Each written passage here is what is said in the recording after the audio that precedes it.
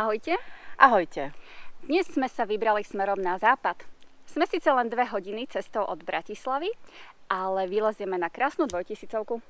Veru, že tak, a pôjdeme až do výšky 2076 metrov a ak chcete vidieť, ako to tam vyzerá, tak si pozrite naše video.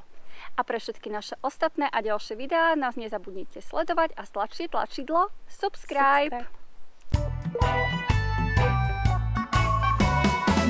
Ako ste už určite správne pochopili, nachádzame sa v Rakúsku, kde v jednom malebnom údolí leží Buchberg am Schneeberg. Nad týmto malebným údolím sa týči krásny masív Schneeberg, ktorého dominantou je Klostervápen.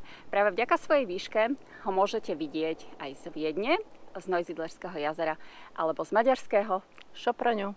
Veru tak.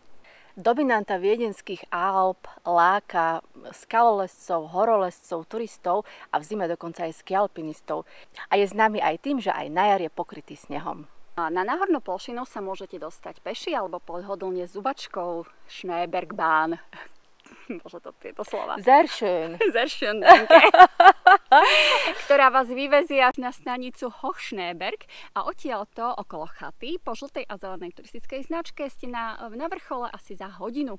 Ak sa rozhodnete pre peší výstup, môžete začať napríklad v Lausenheime a žltou a červenou turistickou značkou budete hore asi za 3 hodiny a potom sa môžete presunúť na zubačku. Ľahkým poklusom na tú zubačku. A my sme sa teda rozhodli, že začneme úplne ináč, ale tradične teda budeme chcieť spraviť okruh. A našu dnešnú trasu sme začali kde?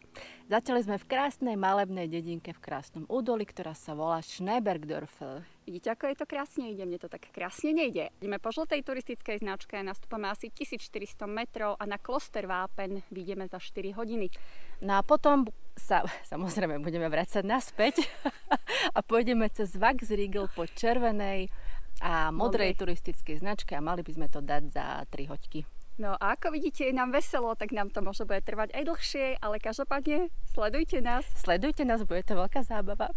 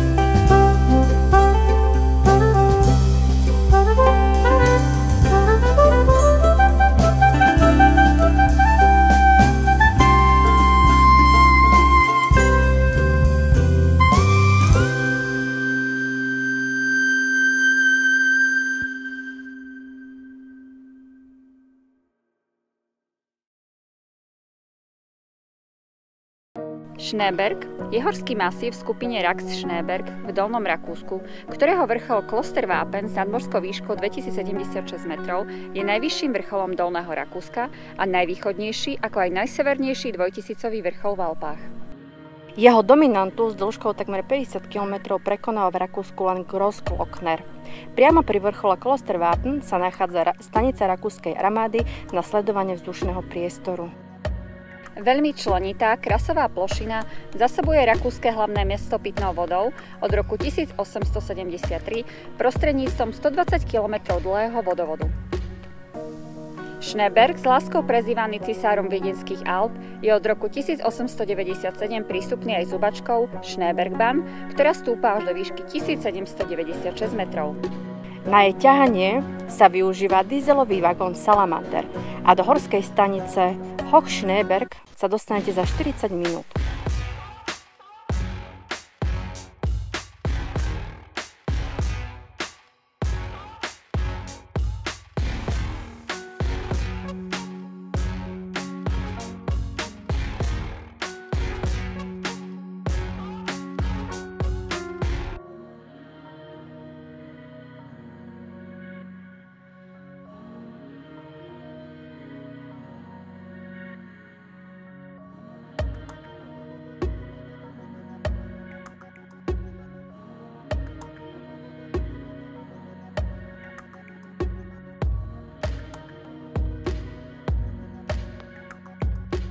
Chodník z dediny Puchberg am Schneeberg vedie v podstate po trase Ozubnicovej železnice na južnej strane pretiahnutého Hengstu k horskej stanici a ďalej na vrchol.